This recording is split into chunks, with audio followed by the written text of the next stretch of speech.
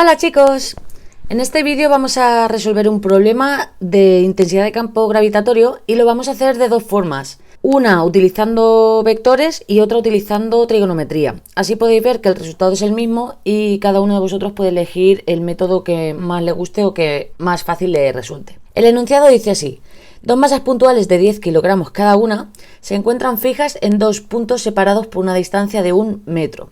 Una tercera masa de medio kilo se deja en un punto C, equidistante de ambas y situado a 30 centímetros por encima del punto medio M del segmento que las une. Calcula la aceleración de la tercera masa en los puntos C y M. Bien, en este caso lo primero que podemos hacer es un esquema para intentar entender y aclarar qué nos dice el enunciado. Bien, el enunciado nos dice que tenemos dos masas de 10 kilogramos cada una y están separadas 1 metro entre sí. Vamos a suponer que están en esta disposición. Además nos dice que hay una tercera masa por encima del punto medio de ambas, es decir, el punto medio de ambas sería este, y a 30 centímetros por encima de este punto, es decir, a 30 centímetros en la vertical por encima de M. Este sería el punto C, donde tenemos a la tercera masa. Bien, una vez tenemos esto, como hemos dicho antes, podemos resolverlo de dos formas: mediante vectores y mediante trigonometría. En la primera forma vamos a resolverlo utilizando vectores. En primer lugar vamos a dibujar los radiovectores. Aquí tendríamos el radiovector AC y aquí tendríamos el radiovector BC. Aquí tendríamos el vector intensidad de campo 1 debido a la masa que hay en el punto A. Aquí tendríamos el vector intensidad de campo 2 debido a la masa que hay en el punto C. Y aquí tendríamos el vector intensidad de campo total. Bien, vamos a calcular los radiovectores. El radiovector AC tiene como posición final el punto C y como posición inicial el punto A. Es decir, si calculamos el módulo de este radiovector, obtenemos lo siguiente. Hacemos lo mismo con el radiovector BC. La posición final es el punto C y la posición inicial es el punto B, donde se encuentra la masa 2. De modo que, si calculamos el módulo, como vemos, el módulo de ambos es igual. Entonces, por simplificar, lo vamos a llamar de la misma forma. El módulo del radiovector AC es igual al módulo del radiovector BC y los vamos a llamar RI, por ejemplo. Fijaos que al estar M en el punto medio entre A y B, como estas masas que se encuentran en A y B están separadas 1 metro, la mitad sería 0,5 metros y la otra mitad otros 0,5 metros. Y como nos han dicho que el punto C estaba 30 centímetros por encima de ese punto M, de ese punto medio, esa componente I es 0,3 metros. Como podemos observar en el dibujo, la intensidad de campo total solo tiene componente I. Por lo tanto, nuestro resultado debe reflejar este hecho.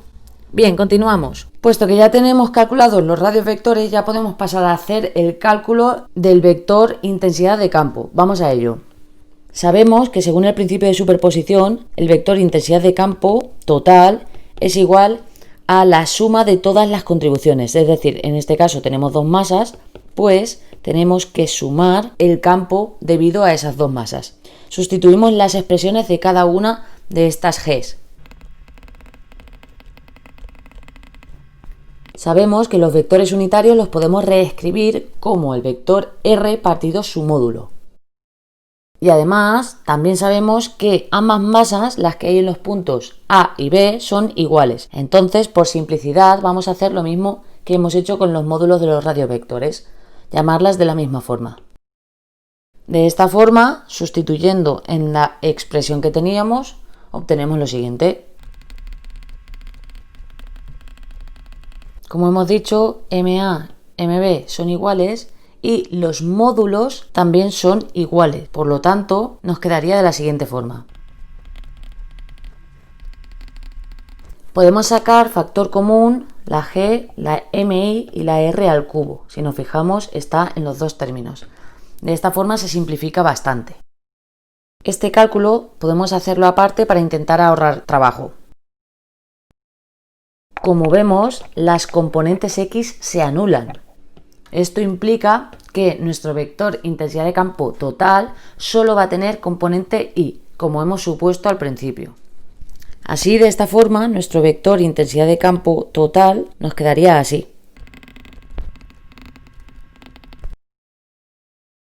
Este sería el vector intensidad de campo total en el punto C. ¿Qué pasaría en el punto medio? Vamos al esquema. En el punto medio, al estar equidistantes del centro ambas masas, la masa en el punto B y la masa en el punto A, estos vectores son iguales en sentidos opuestos. Entonces, ¿qué podemos concluir de aquí? Que en el punto M, si nos fijamos en el esquema, al ser iguales en sentidos opuestos, el vector G total es 0 en el punto M. Bien, esta sería la primera forma, utilizando vectores. Por trigonometría también podríamos hacerlo. Vamos a hacer un nuevo esquema. Bien, una vez tenemos el esquema copiado de nuevo, vamos a intentar descomponer en coordenadas X e Y cada uno de los vectores de intensidad de campo. Llamamos a este ángulo alfa. Por lo tanto, aquí vamos a tener G1Y y aquí vamos a tener G1X. Si nos fijamos, ambas son negativas. ¿Cómo nos quedaría? Nos quedaría de esta forma. El módulo del campo por menos el seno de alfa y en la componente Y el módulo del campo menos el coseno de alfa. Vamos a ver qué sucede con G2. Por simetría, este ángulo también es alfa, de modo que G2, si nos fijamos, la componente Y sería negativa, sería igual que la G1Y, y la componente X sería positiva. De esta forma, ahora, según el principio de superposición, igual que hemos visto antes, el vector intensidad de campo total sería igual a la suma de G1 y de G2. Antes de continuar, vamos a calcular los módulos de G1 y G2. Vamos a comprobar que son iguales. Tenemos que G1 es igual a la constante de gravitación por M1 partido R1 al cuadrado. Si recordamos, hemos dicho que M1 y M2 eran iguales y las llamamos MI. Lo mismo sucedía con los radiovectores, con los módulos. Por lo tanto, tenemos con G2 pasa igual, por lo tanto, los módulos de G1 y G2 coinciden. Así, la situación se simplifica bastante. Por comodidad, vamos a llamar a los módulos de G1 y G2, los vamos a llamar G. Si nos fijamos, menos seno con más seno se simplifican y tenemos menos coseno por G y menos coseno por G. Esta es la expresión para G total. Simplemente nos queda obtener el valor del ángulo. Si nos fijamos en el esquema, volvemos arriba. El coseno de alfa es el cateto contiguo partido la hipotenusa, el módulo de RAC que ya conocíamos. De este modo, si sustituimos abajo, ahora ya podemos sustituir en nuestra G total. Y si hacemos los cálculos, obtenemos el mismo valor que hemos obtenido en la primera forma. En la primera forma hemos resuelto el problema por vectores, es decir, primero calculamos cuánto vale cada uno de los radiovectores, su módulo, y en la expresión de G total sustituimos estos vectores unitarios que hemos obtenido gracias a los radiovectores. En la segunda forma, a partir de trigonometría, empleando los valores de los lados y el ángulo, hemos obtenido el mismo resultado.